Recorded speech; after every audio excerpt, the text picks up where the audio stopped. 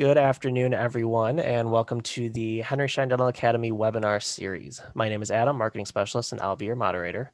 Dr. Stephanie Tran is our speaker today, and she will be providing an overview of the new rules of endodontic retreatment. At any point during the webinar, we certainly encourage your participation. Please type any questions you have into the Q&A section of your control panel, and we'll answer them live at the end of the webinar.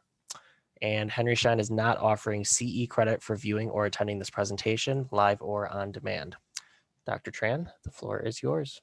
Thank you so much, everyone, and thank you especially to Henry Schein for having me do this webinar. I'm really excited to share a lot of information and education about endodontic retreatment, because of course, as an endodontist, that's like 50% of my job.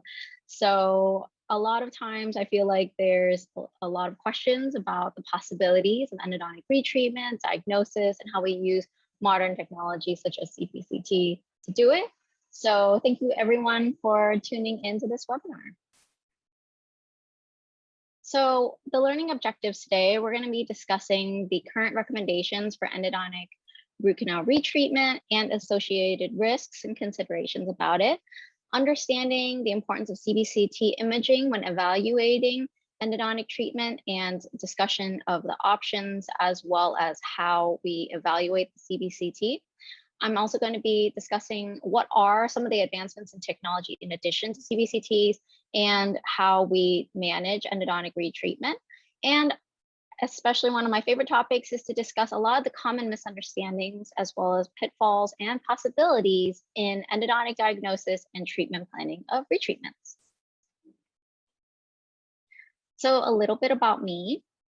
My name is Dr. Stephanie Tran, and I'm an endodontist. That means that I'm a dentist who specializes in treating diseases of the pulp. That's the tissue inside the tooth. Most importantly, I treat dental pain and help my patients save their teeth. I've always been a huge science and art nerd. I spent most of my childhood going to museums and reading lots of science books. So dentistry was the perfect match. It's the marriage of science and art. So I've wanted to become a dentist since I was 7 years old, and it's definitely my passion. Endodontics involves the science of understanding the inside of the tooth, of understanding microbiology and figuring out the mystery of the diagnosis. It also involves an art to it.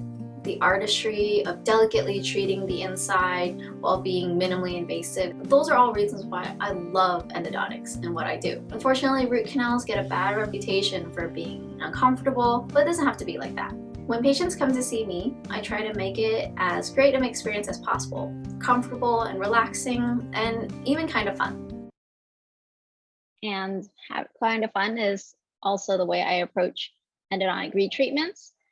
For endodontic retreatments, it's definitely something that's widely misunderstood, and but there's so many possibilities about the things that we can do to save teeth, and we'll be talking about that.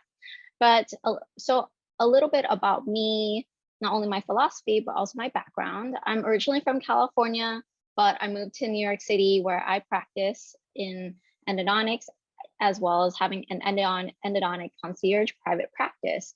So I work very closely with different aesthetic and cosmetic restorative dentists. And that's because when I went to dental school at the University of Pacific, I also practiced as a general dentist for 3 years and did a GPR.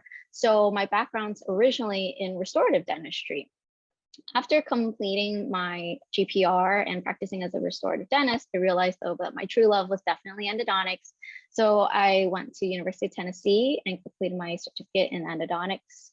And now I'm in private practice in New York City, where I definitely love not only food and checking out museums, but also traveling when it's not COVID.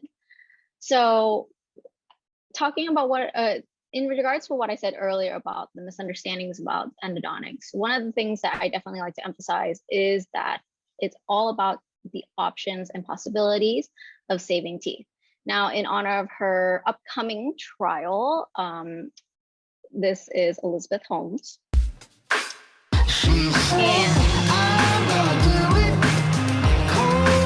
And this is kind of funny, but one of the things that she said was very lofty and idealistic. But in endo, what I like to say is that we're trying to give the possibilities and make a world in which no one has to say goodbye to their tooth too soon.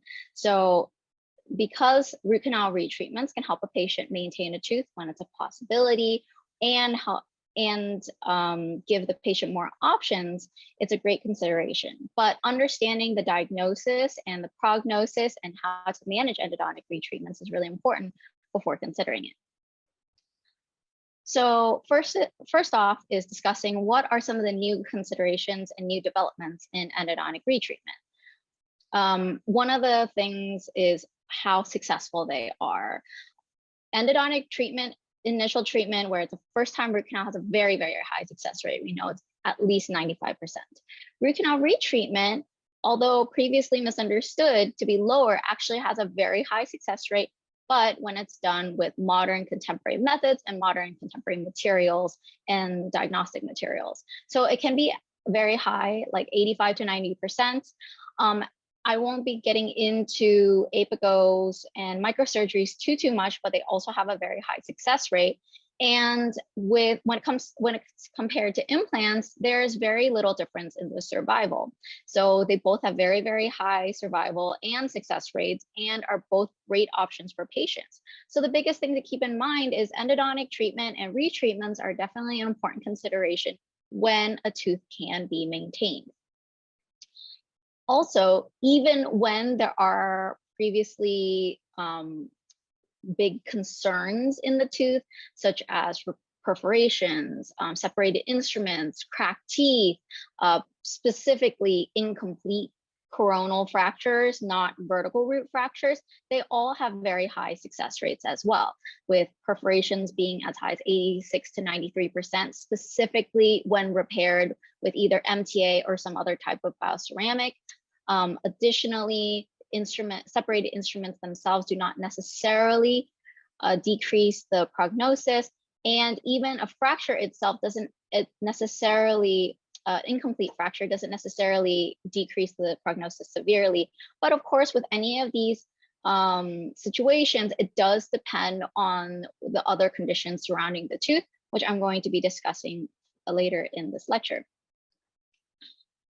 Another thing to discuss in the advancements of endodontic retreatment are the technological advancements. And just like any dentist, I love my toys. One of the most important changes are the imaging technology itself. So there's definitely an improved dental and canal anatomy thanks to CBCT, of course, with current digital radiography, but also micro CT. Now with micro CTs, we don't take it on the existing patients. We take these micro CTs on extracted teeth. However, because the resolution is so high, we're able to do very advanced and high resolution studies of teeth, evaluating the anatomy, evaluating the canals and the pulp systems itself. CBCT has been shown to be extremely useful in not only evaluating the existing conditions of the treatment or existing root canal treatment, but evaluating all of the anatomy and the structures surrounding the tooth to help us make a decision as well.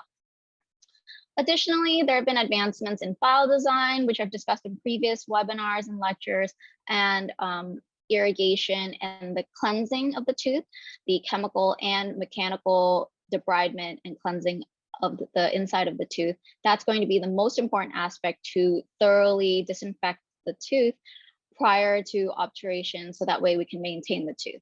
I won't get into the nitty-gritty of file design because that would take forever, given how much of a nerd I am in physics and file design and metallurgy. But the most important aspects are that not only with initial treatment, but even with endodontic retreatment, because of the file designs changing to be more conservative, variable tapers, differences in the metallurgy and the heat treatment itself, it allows for much more conservative shaping of the tooth and far less removal of tooth structure. And this goes in line with the restorative concepts of removing less tooth structure, biomimetic concepts as well. Additionally, there's changes in the activation and irrigation process. It's not just with the syringes themselves, but the options of sonic, ultrasonic, and multisonic activation of the irrigation solution, laser activation of the irrigation solution. All these things have been shown to improve the disinfection abilities and thoroughly cleanse the tooth in 3 dimensions. Additionally, we have a lot of toys when it comes to retreatments themselves. So not only for the files types to remove the root canal filling material, but there have been many types of specific instruments, specific materials, specific entire systems that we use in order to remove separated instruments, remove posts, be able to remove less tooth structure and only remove absolutely the necessary amount of tooth structure, specifically with ultrasonic tips. Ultrasonics have been shown, have been extremely helpful to help us remove the separated instruments, remove the posts, vibrate them out of the canals very conservatively, as well as remove tiny amounts of tooth structure to find calcified canals, to find the missed anatomy, and even cleanse many parts of the tooth. So for example, if there are very small aspects of the isthmus inside that connect different canals, fins, or even just using an ultrasonic to activate the irrigation solution itself, ultrasonics have been very helpful for all these things. And then lastly, in terms of technological advancements, one of the most important things in endodontics has been the types of materials that we have at our in our armamentarium as options to treat the tooth. So definitely MTA and other types of bioceramics are extremely important because they are bioactive materials that are used to help repair different parts of the tooth. They actually are bioactive, so they help activate the different cells and the different and the bone and the tissues to grow, and even for the PDL to regrow. And so that's really important when we're repairing, for example, a perforation, when we're placing certain vital pulp therapy treatments, as well as even just treating the canal itself. We have different types of sealers that are bioceramic based. So that way it not only has those bioactive capabilities, but also very helpful capabilities to properly seal the canal system much more thoroughly, and even bond to the dentin itself. We also have other bioactive materials that are often used, for example, by our surgical colleagues, such as PRF, PRP, and bioactive membranes. All of these things are really important because in endodontics, we're dealing with infection, we're dealing with inflammation, and we're trying to promote healing of all the different types of tissues, which thanks to all these different materials that are not just biocompatible, but more importantly, bioactive, they can help us improve that success and survival of the tooth itself. So now that we know that there's different capabilities of treating the tooth in different ways, that the different materials that we have to treat the tooth, what are the methods that we use for diagnosis? So first off is the different armamentarium that we can use for the diagnosis itself. Of course, in endodontics, one of the most important things that we use is a microscope or very high level magnification loops. So that's very important for not only endodontics, but of course for all of our dental colleagues, as we know that higher levels of magnification allow us to visualize all aspects of the tooth. And this is especially important for endodontic retreatment because this means that we're able to try to look for additional anatomy that's missed, look for different issues within the tooth itself, and be able to see everything that we're trying to treat. Additionally, for diagnosis, both transillumination and some sort of dye, specifically in endodontics, we often use methylene blue dye, are both very important for us to help diagnose fractures. As we know, thanks to during these difficult times and with COVID, fractures have been more prevalent than ever. It's truly an epidemic. I see this constantly in my own practice, and having different materials to help diagnose it in addition to the radiography and CBCT are super important because we need to have those clinical findings match radiographic findings. So things like a transillumination light helps visualize the fracture because the light will stop at a fracture. Additionally, dyes are really important. So methylene blue is most commonly used in endodontics because it has a very small particle size. But not all practitioners have methylene blue. So one of my tips is actually using any kind of dye that you have at your disposal. Many restorative dentists have caries indicating solution that type of die actually works great for diagnosing fractures. And even something as simple as a Thompson marking stick I've used and to help look for fractures as well. So with the Thompson marking sticks that we have used in dentures, you can actually just put a little bit of it in water to release some of the dye from the stick, and then use that to scrub the tooth for fractures as well. I mean, whatever it takes to help diagnose it, that's the important part. Now with transillumination and dye, and the magnification itself, these are important when evaluating the anatomy, the fractures, and the existing root canal treatments, because one of the most important aspects of evaluating an existing treatment when we've accessed is the gold standard of actually clinically visualizing a fracture. So one thing to keep in mind is that's essentially still the gold standard of diagnosing a fracture. That's actually physically visualizing it, either clinically or on the radiographs. So another important aspect of making a diagnosis is, of course, the patient themselves. Understanding and really listening to the patient's symptoms, such as what is causing their discomfort, what is their chief concern, and asking and looking for any existing soft tissue developments, such as swelling, if the patient says they have a bump on their gums, whether they have sensitivity. One of the things we need to keep in mind is, even though endodontic treatment that's on a tooth is very, very unlikely to have sensitivity to temperatures, but if the patient has a chief concern that's a sensitivity to temperature, then that means that it might not be the endodontically treated tooth that is the cause of the patient's chief concern. Additionally, the types of pain, the quality of the pain, whether it's spontaneous, and the dental history itself, all these are other important aspects when evaluating existing root canal treatment.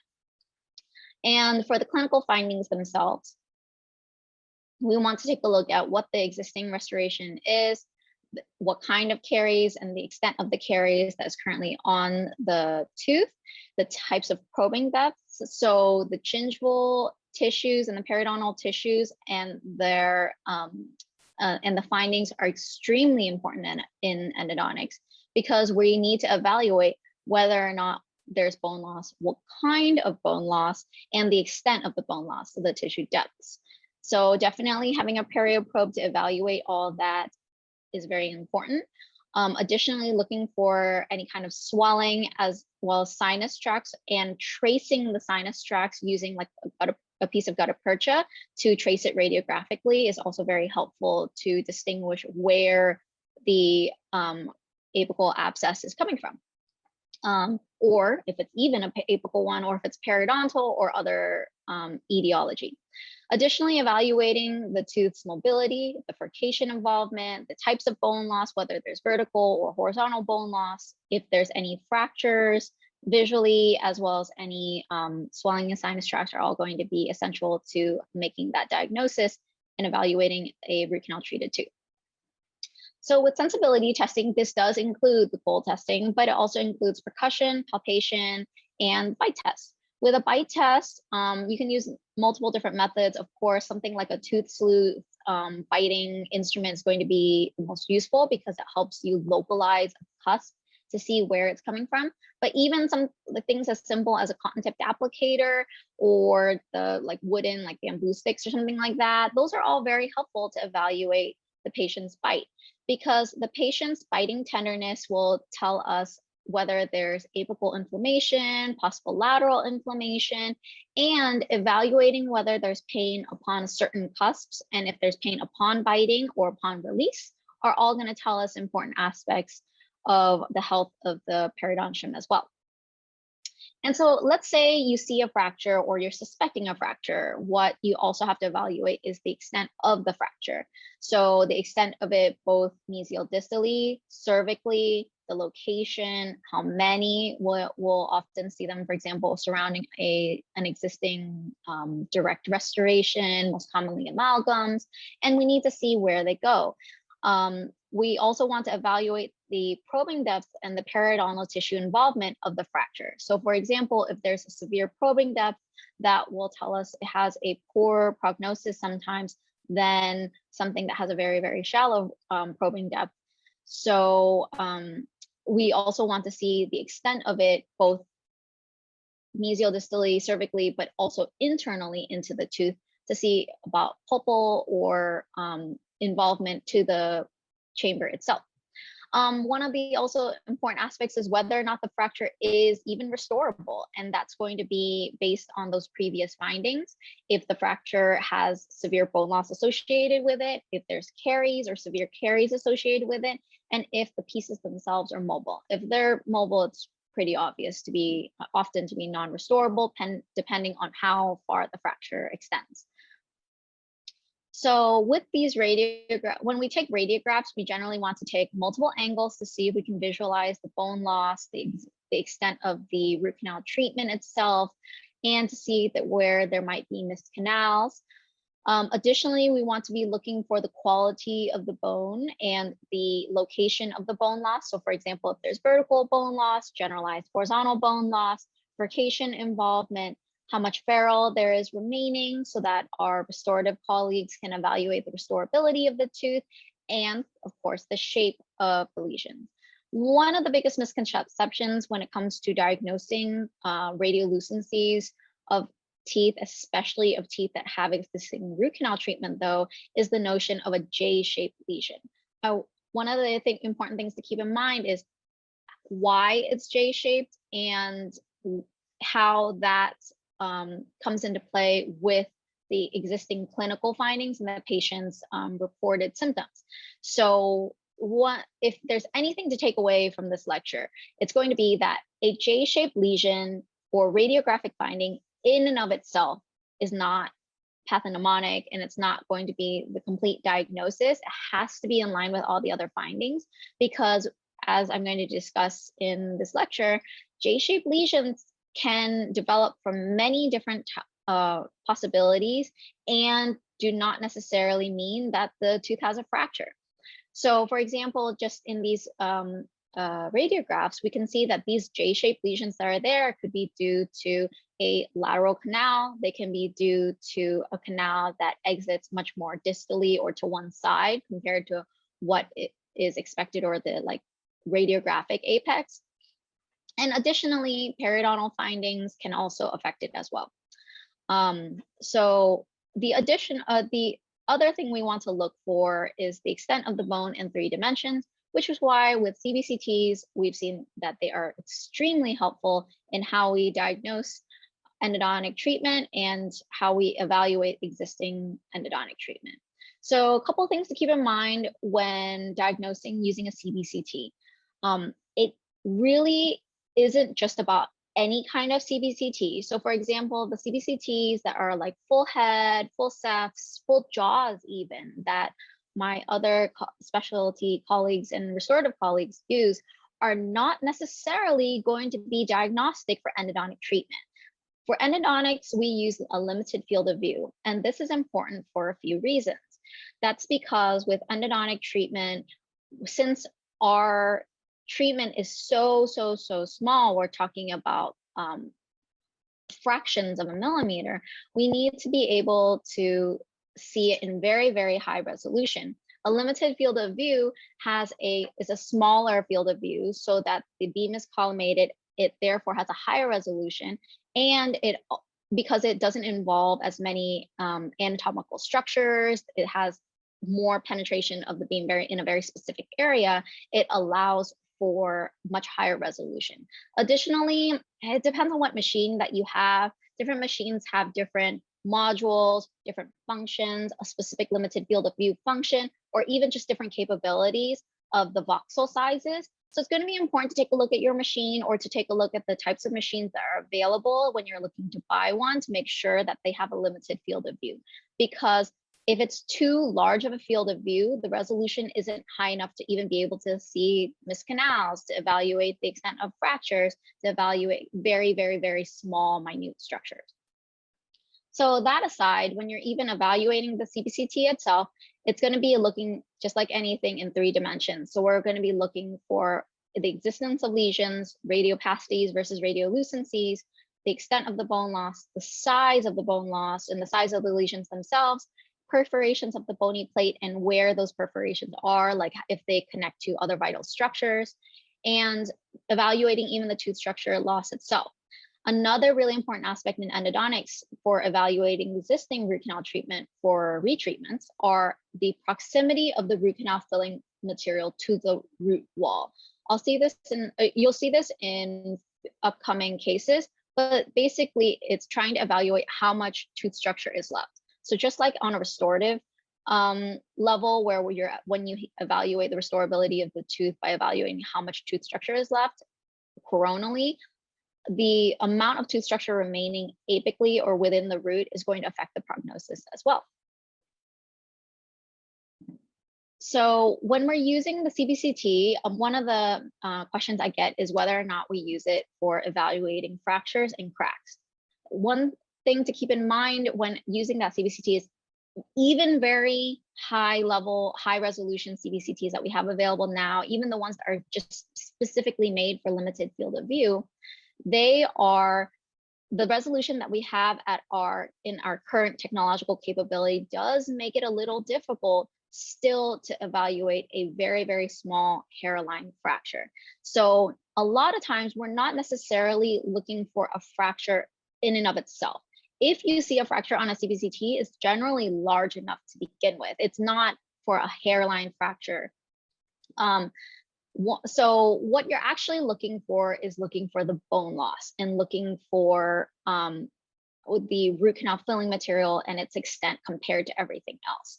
So or if there's a perforation of the root material somewhere, like a strip perf or perforation coronally, that can tell us that there might be other issues. But a fracture in and of itself is not going to be always able to be diagnosed on a CBCT. But we can see a lot of other important information of the tooth itself. So like the pattern of the bone loss is going to be an important aspect when we're discussing the prognosis. Another thing to keep in mind is that diagnosing fractures is made exponentially harder if there's an existing root canal treatment in that area. And that's because the root canal filling materials can cause artifacts and beam hardening. So it's going to cause these like white striations, and it can often interfere with visualizing a fracture. So we're using CBCT in retreatments, how do we use it to evaluate? So I have a few cases that we could see how the importance of CBCT. So we can see in this case, this patient had presented for endodontic evaluation because their restorative dentist had noted the perioradiolucency. So that's pretty obvious from the digital radiograph. At first glance, it doesn't seem like the root canal treatment is that terrible. There isn't obvious furcation bone loss from the 2D radiograph. There isn't obvious like perforation of the root canal filling material into tooth structure or severe bone loss or severe bone loss in the furcation or like alveolar ridge areas. However, the CBCT shows us a different story. Not only can we appreciate the extent of the bone loss, so we can see from like the cross-section view that there's the severe bone loss on the palatal of the mesiobuccal roots, as well as the aspects of the palatal root itself as well. Additionally, we can see that the extent of the radiolucency is even larger than seen in the 2D radiograph. It's a wider periapical radiolucency. And more importantly, we can see that the extent of the root canal filling material is much larger than we thought. So instead of having to go into this patient's tooth, by taking a CBCT pre-operatively, we can see that not only does there appear to be some missed tooth structure on the mesiobuccal, but more important, it's missed canal system on the mesiobuccal MB2, but more importantly, the existing root canal filling material is so close to the edge of the root structure, it's like less than 0.5 millimeter left. It looks like it's either perforated or very, very close to being perforated. The issue with strip perfs or perforations is that even though there's not a significant amount of bone loss in that section at this time, there's not like furcation bone loss or mid-root bone loss. The problem is that when we're evaluating whether or not we even can do an endodontic retreatment, if I try to remove that existing root canal filling material, by definition, I'm going to remove some tooth structure as well. Because there's so little tooth structure left, if I tried to do a retreatment, that would definitely perforate the tooth, and therefore the prognosis is too poor. So that, and because the lesion is associated with this root, if the having a perforation on top of trying to redo the retreatment would definitely make the prognosis very poor. So by doing a preoperative CBCT, we could determine from the beginning that this tooth unfortunately has a poor prognosis due to not only the amount of bone loss, but more importantly, the extent of the root canal filling material up against the remaining tooth structure, making it very, very thin. Additionally, when we're looking at preoperative diagnosis, I want to take a look at like where the canals are if they are missed. So we can see, for example, in this case, this patient, their clinical findings did correspond with the radiographic findings. So this patient presented with pain to biting and chewing. She said that her restorative dentist had noted that there was a gingival pocket on the palatal, but it also felt like her gums felt like they were swollen. And there definitely looks like there's missed anatomy. So I want to take a CBCT to evaluate for where those missed canals are and the extent of the bone loss. But this preoperative CBCT showed me even more. So we can see from this CBCT that there's definitely a significant amount of bone loss on the palatal, and it perforates the palatal bony plate. So it's so that's where the deep probing is. I was only able to have a single narrow deep probing. So that doesn't necessarily tell me if it's a fracture or not. That just tells me that there's bone loss. But we can see from this area as well as here that the bone perforates in the mid-root area. And then additionally, when we scroll through the different slices, it looks like there is some radiolucent lines that look different than just the beam hardening that I was talking about. So that tells me that it looks like there's a fracture. And that also matches with the shape of the bone loss. So in this case, the bone loss is super large. It's encompassing both sides of the root. When it's involving both sides like that, that definitely makes the prognosis a little bit more concerning. Additionally, the bone loss matches where it looks like there is a fracture. But it's hard to tell, as we can see from this slice, if it's definitely a fracture. And that's because of those like white kind of striations that you see surrounding the root canal filling material. That's the beam hardening that I was talking about. So if it wasn't for the bone loss, I wouldn't necessarily suspect for sure there was a fracture. Sometimes those striations can make it seem like there is one. So by having the beams coming from the root canal filling material, it can make it look like there's radiolucencies. So it's hard to tell if there's definitely a radiolucencies due to a fracture or lucencies between the beam hardening just because it's like that. But because there's bone loss matching that area and that bone loss completely surrounds this tooth, that's what made me confirm that it appears that there's a vertical root fracture, or at least just really, really poor prognosis on this tooth.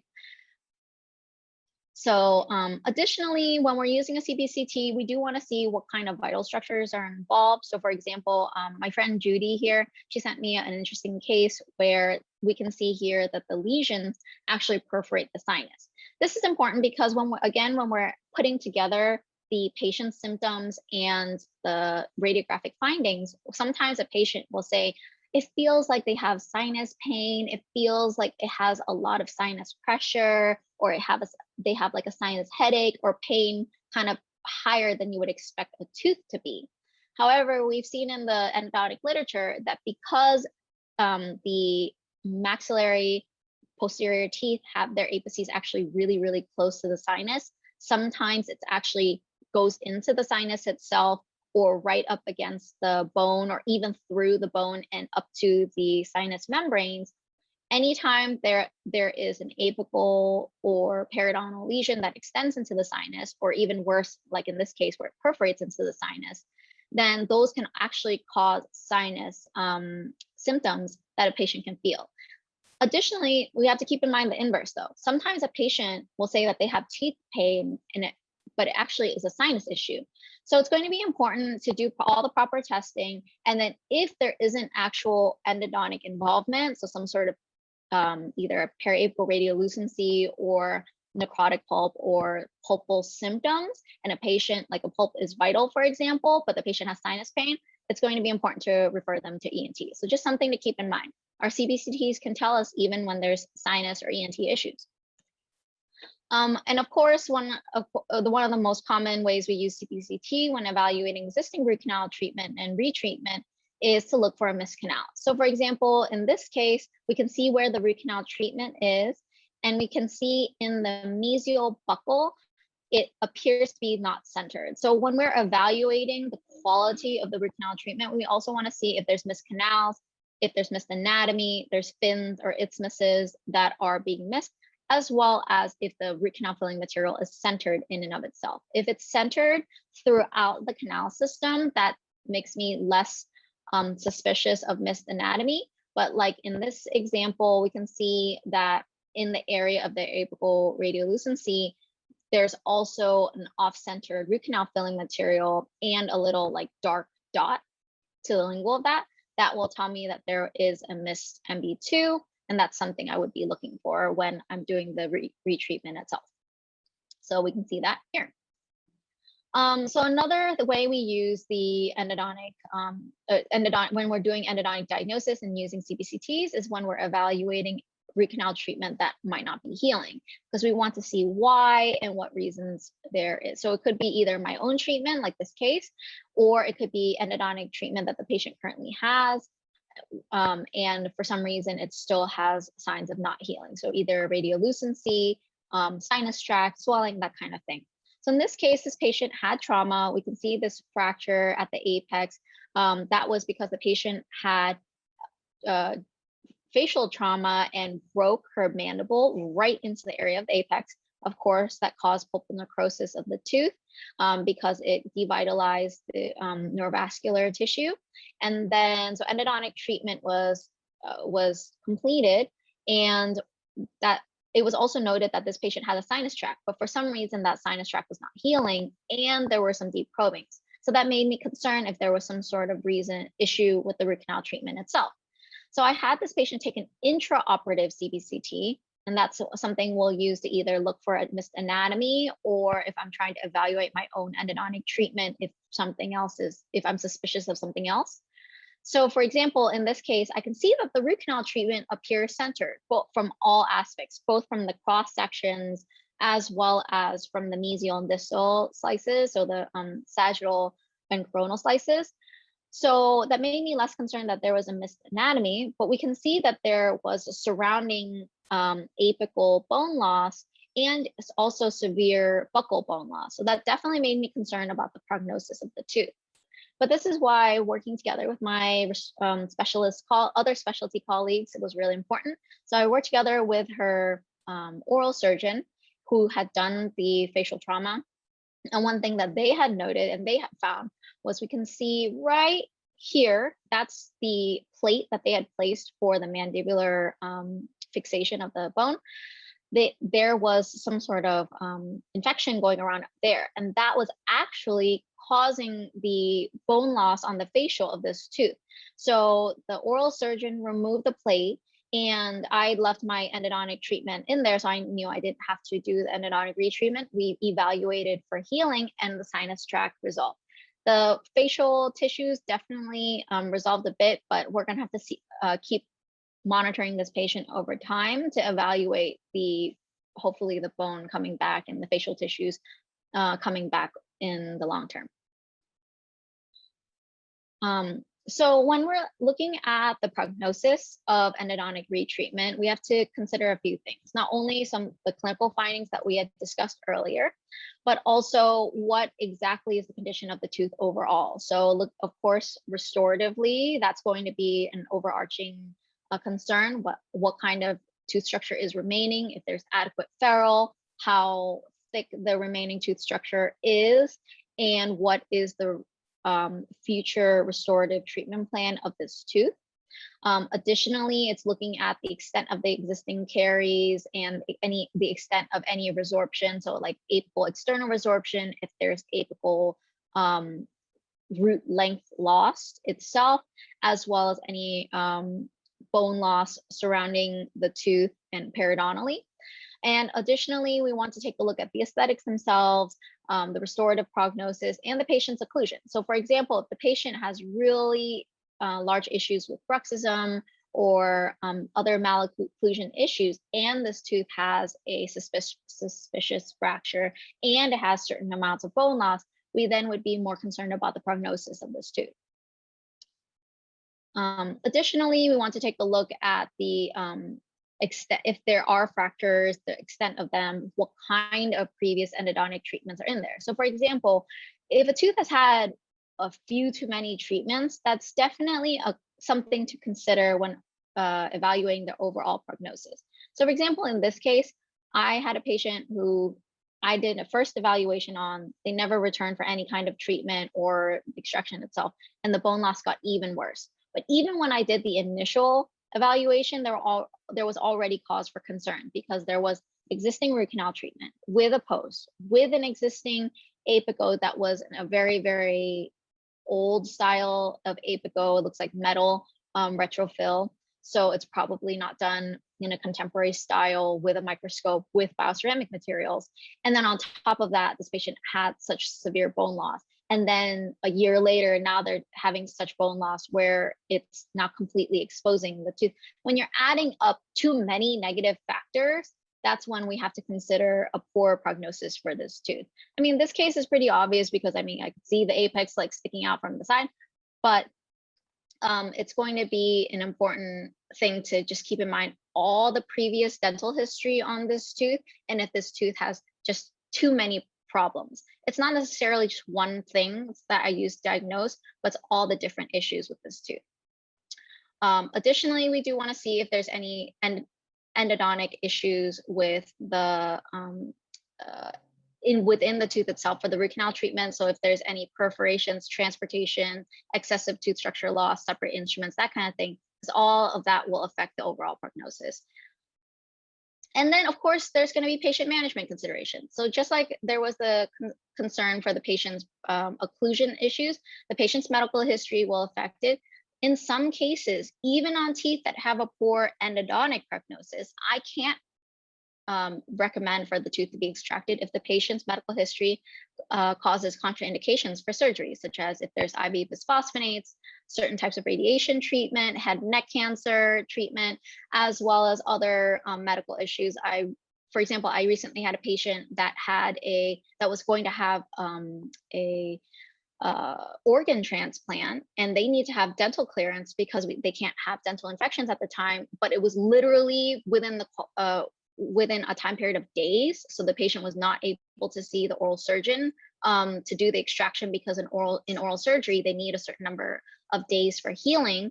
And so that contraindicated an extraction. So I actually did a root canal treatment on a tooth that was not restorable. So even for a retreatment, even if the retreatment has certain questionable issues, but if the patient can't have the extraction, it still might need to be done anyway. Additionally, certain restorative expectations, aesthetic expectations, the patient's financial considerations and long-term expectations, their oral health management, for example, whether they're high caries risk or high perio risk, and the time restrictions, all that comes into play when I'm making the decision of whether if it's a tooth that has like questionable prognosis for endodontic retreatment or questionable implant prognosis, how we decide, and even the patient's tolerance. Additionally, when we're evaluating the tooth itself and looking at that bone loss, we want to try to most importantly figure out the etiology of it. So one of the things is that J-shaped lesion finding. Because so many people can misunderstand that a J-shaped lesion is automatically associated with a fracture, it can easily lead to teeth not being able to be maintained when they should be. So we want to take a look, is it a primary endodontic involvement? Is it primary perio, primary endo, secondary perio, or is it combined, or like a fracture associated with it? So if a tooth has an endo only or primary endo cause of the etiology, the pulp itself is going to be either non-vital or it has like endodontic treatment that has some sort of issue with it. So like contamination of the existing endodontic treatment carries to the root canal treatment, or a missed canal or missed anatomy. Additionally, if there is a deep pocket or bone loss, for primary endo, it should be a narrow probing depth and a very localized deep probing. So that's why it can have those J-shaped lesions, because if it's a narrow probing depth to the apex, it will look like a J shape on a radiograph. But that can be due to the possibility of a lateral canal, a distal canal on a lower molar that extends, or any lower tooth that extends and it exits distally rather than towards the radiographic apex. And it can have the lesion that's just chronic enough that it extends up the tooth and becomes a sulcular sinus tract. So that's why a J-shaped lesion in and of itself doesn't necessarily indicate a fracture. And that the patient generally doesn't have generalized perio issues on the specific tooth. So that would make me less suspicious that it's a primary perio. Additionally, for primary perio cases, though it may have a J-shaped lesion, but much of the time it's going to be a wider, deep perio pocket. The radiolucency itself is going to be often wider in the mid-root area. So sometimes it doesn't have a very localized apical radiolucency. But again, that has to be correlated with clinical findings and like the symptoms and the radiographic findings. Additionally, we want to sometimes take a look at the sinus tract, but this doesn't necessarily, it's not pathognomonic for an existing fracture or perio or endo. The sinus tracts go where they want to go, really. The pulp is either vital if it's a non-treated tooth, or if it's endodontically treated, we can see certain endodontic findings like missed anatomy or something that's very, very obvious. And additionally, even with primary perio, even though endodontic involvement isn't necessarily the main etiology, a chronic perio lesion can cause devitalization of the tooth. So sometimes it can be necrotic. And for true endoperio lesions, they can have where the two lesions, the perio bone loss and the apical bone loss, actually just meet, and that will actually make a J-shaped lesion as well. Now, if it's a true endoperio lesion or primary perio lesion, keep in mind that the prognosis is not going to be as good, whereas a primary endo etiology is going to have a much higher prognosis. So that's why it's really important to understand the etiology and what's causing the so-called J-shaped lesion. And these J-shaped lesions can appear either on a digital radiograph or on the CBCT. So that's why combining all the findings is going to be most important. So again, take home for that is that a J-shaped lesion in and of itself is not pathognomonic for a vertical root fracture or for automatically a poor prognosis. It has to be in conjunction with all the other findings and considerations that I mentioned earlier. So when it comes to endodontic retreatments, what are the possibilities? It's actually a lot more than you think. So whether it's a separated instrument, so if there's a separated instrument, we can often either remove it or bypass it, or actually sometimes it will come out by itself. So in this case, this was my endodontic retreatment of a case where it had a separated instrument in one of the mesial canals, but because I was able to not only bypass it, I was actually able to remove it because it by instrumenting around it, it loosened everything and actually came out with the irrigation in the end. So it was perfect for improve the prognosis of the tooth. Additionally, large lesions or large mid-root lesions do not necessarily, like I said, mean a vertical root fracture. And in fact, they can mean that the tooth can be retreated with a good prognosis. So in this case, there was a very large lesion laterally to the root and had caused a sinus tract. A lot of times I'd be very concerned about a vertical root fracture, but both on the CBCT for this case and clinically, I could not find a fracture. I could not find any deep probing depths, even after anesthesia and really looking for an area of bone loss. And the middle picture shows the tracing of the sinus tract, which was to that lateral area. So I still let the patient know that a fracture was a possibility. Maybe it's a vertical root fracture coming from the apex, but it turns out that it was actually a lateral canal. So we can see here that when I did the root canal retreatment, I removed the existing root canal treatment, and with thorough irrigation and thorough cleansing of the root canal system, I was able to find the lateral canal that leads right to that lateral lesion. So we can see here, it was right in the same area and focused right, centered right in that area, so that it looks like it was a primary endo cause for the etiology. Additionally, even though silver points seem really daunting, that does not mean that a tooth automatically has a poor prognosis. So when doing retreatments, just because there's a certain type of material in the tooth does not automatically mean a poor prognosis. It depends on what kind of treatment is currently there and if it's removable, in addition to all the other factors like the bone loss and everything around the tooth. So in this case, the apical lesion was very focused on one area. There was no other surrounding periodontal bone loss. There just happened to be both a post and a giant silver point, but both were removed. I was able to retreat it. And so this patient still has was able to maintain their tooth. And especially for a canine, we definitely wanted to try to maintain it as much as possible. So with silver points, even if there's multiple, even if they are cemented in, like in this case, it's still often very possible to remove them. So the exciting thing about this case is that the silver points were actually able to be removed together. So when a silver point is like locked in with amalgam, which is what they did for this core buildup, you can actually remove everything as one unit. And so in this case, I not only was able to remove the silver points, but also find additional anatomy in the distal canal that was able to be cleaned and instrumented. So it definitely was still something we were able to do to maintain this tooth. Additionally, I've gotten referrals before where people thought that it automatically had to be an apical or even an extraction, like a retreatment was not a possibility just because there's a post. So pretty much if there's a type of post in a tooth, most of the time we can remove it. You would be surprised as to what we can remove safely from a tooth thanks to the modern technology that we talked about. So in this case, whether it's a stainless steel parallel post, titanium posts, screw posts, or those slot posts, most of the time they can be removed and in a way that's conservative to the tooth structure. So I didn't remove excess mid-root structure inside the roots on the distal, for example, in these cases. So I was able to improve the existing root canal treatment, achieve patency, remove the post safely, and maintain the tooth for this patient in these cases. And additionally, no matter how large the post is, I mean, unless the post is perforating through the side, but if it's not, then a lot of times even a slightly wider post can be removed conservatively. And if we can find additional root anatomy and disinfect the entire root canal system, that's even more important.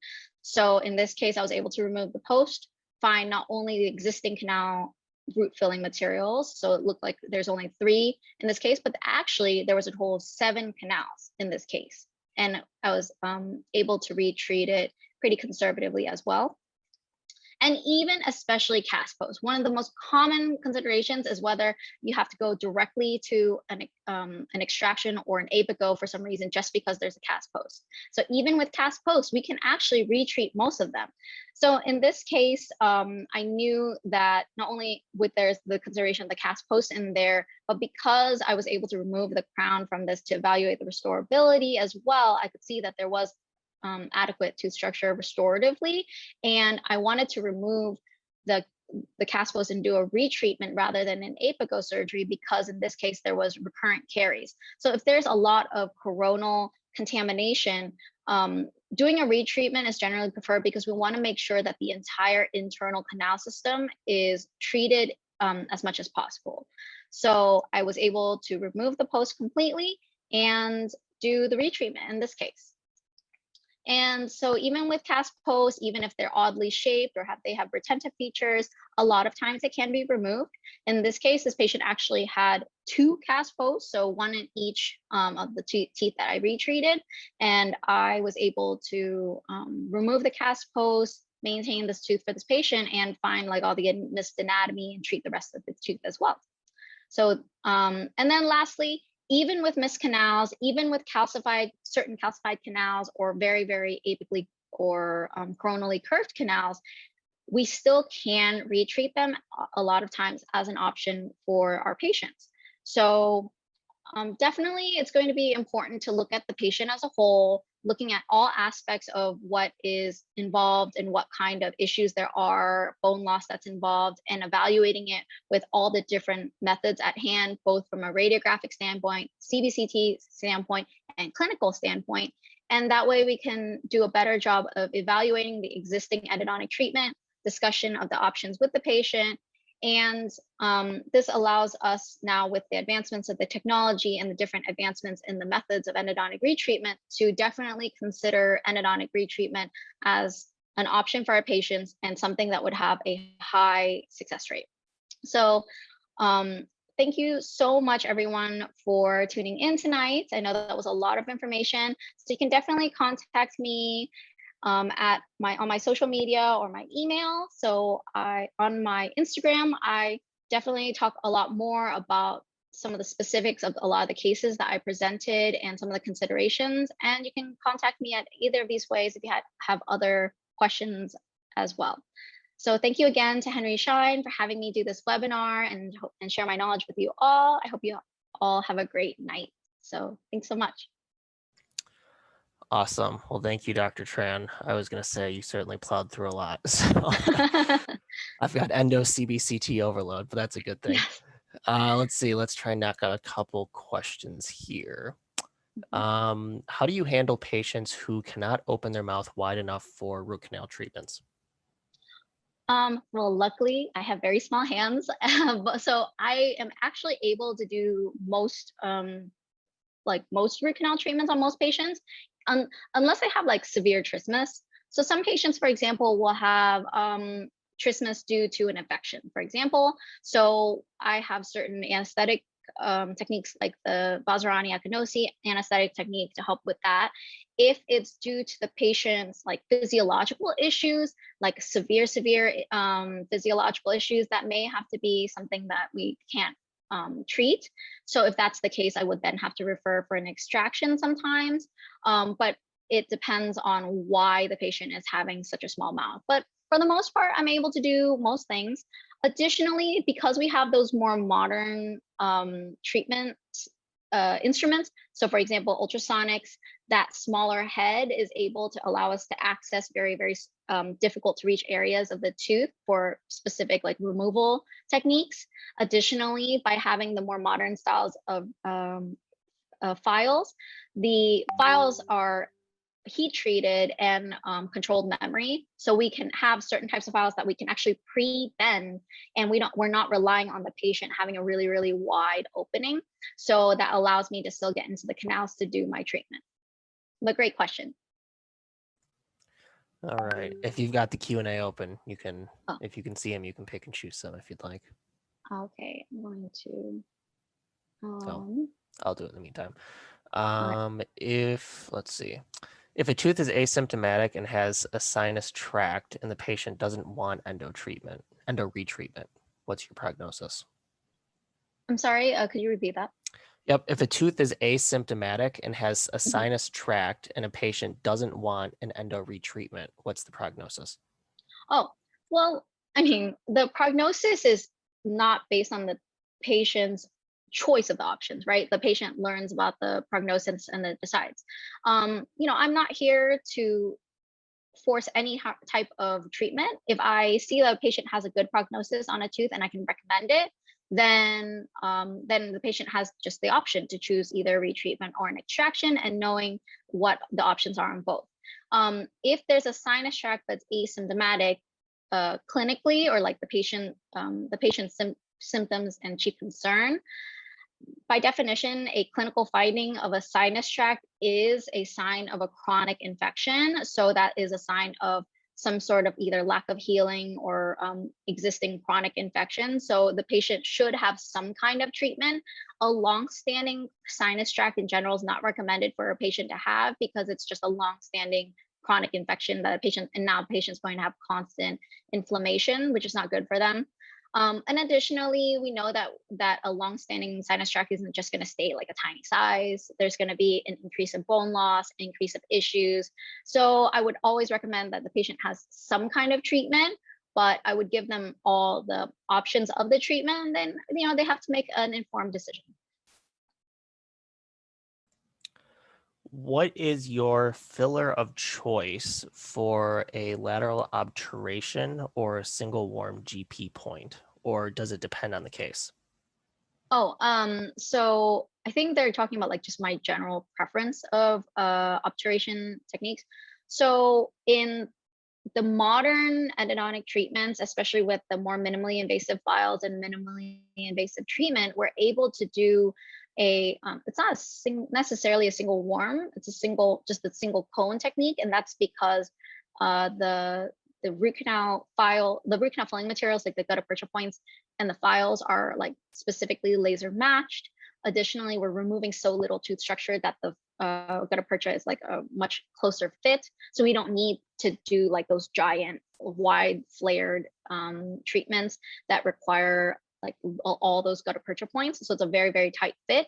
And the modern types of root canal sealers flow very well, bond well to the tooth, and flow into all the crevices, whether it's bioceramic sealer or whatever. So then we know that that is a very good job of sealing the tooth very well. Lateral still though has to be consideration for certain cases. So I still want to keep in mind, it's not just one gutta percha point like floating in a sea of sealer. So for example, a lot of the canals that we have are going to be oval shaped or with an isthmus in between, or for example, if there's an existing root canal treatment that I did a retreat on, but it's huge, I can't just have one cone in there. So if the cone has a lot of space, I'm going to add more gutta percha points to fill up that space and push the sealer into the different aspects of the tooth.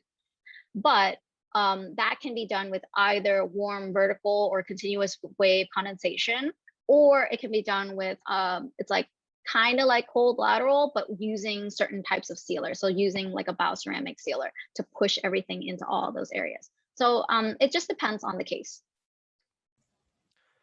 Do you do a mandibular block in a symptomatic apical periodontist patient? I do a mandibular block in any lower posterior case. So if I'm doing a posterior tooth, for sure, I'm doing a block, and like specifically a gout gates, usually if the patient can open that wide, or a Vazirani Akinosi if they have trismus. So the reason for that is because my treatments are going to be longer. So I need the extended length of profound anesthesia. Additionally, by having apical periodontitis, the apical tissues are much more inflamed. And by having very inflamed tissues, that's going to decrease the success rate of the anesthesia and decrease the success of like an infiltration working. And additionally, especially for lower posterior teeth, the bone on the buccal of the teeth is actually too thick for most local anesthetics to penetrate. Even though a buccal infiltration with Septocaine can infiltrate, okay. What I'm doing, and especially in my field where patients are very inflamed, they're dealing with apical periodontitis or chronic infections, and then on top of that, they're anxious because of root canal treatment, I want to make sure they are as comfortable as possible. My patients are never asking, oh, no, just a little bit of anesthesia. Most of the time, they want as much anesthesia as possible. I don't want to be mid-treatment and for them to be feeling the treatment and be uncomfortable, and because that puts anxiety on them and me. It's most important for my patients to be comfortable. So pretty much always a block. All right, we'll go with one more here. Sure. What if any solvents do you use? Oh, yeah, and I think I have that in the chat as well for questions about solvents. So the chloroform solvent is the most commonly used in endodontics. The other types are just usually like eucalyptus and stuff like that, are just usually not very good at dissolving the gutta percha. But you have to be very careful in making sure it doesn't extrude out the apex. And also, a lot of times with the more modern styles of endodontic retreatments, so like the files that we use or the techniques that we use, we're actually able to remove quite a bit of the gutta percha physically or mechanically with the files. So a lot of times, especially with certain types of heat treated files or files that are developed in a certain way, like the the ones with the envelope of motion type of files that have like pre-curvatures and things like that, they're actually developed specifically to remove the gutta percha mechanically without having to use too much solvent. So yeah, I usually use a bit of solvent because that does help speed up the process, or sometimes I can't remove the root canal filling material physically sometimes. So I need the solvent to help remove it. Great question though. Good one to end on. Always a great question. All right. So we do have a couple questions left that we weren't able to get to tonight. So Dr. Tran's contact info is on the slide. So please feel free to contact her with any questions we did not answer. But thank you, Dr. Tran, for your time today. Super awesome presentation. If anyone has additional questions on CBCT or CBCT uses for endodontics, please feel free to email us as well at webinars@henryschein.com. If you're looking for more Henry Schein webinars, visit henryscheindental.com/webinars for our upcoming schedule. Today's webinar was recorded, so that'll be sent out within 1 week of today. I'd like to thank you all for joining us, and we hope to see you back here soon. Have a great night. Thanks. Thank you to everyone for tuning in. Have a great night.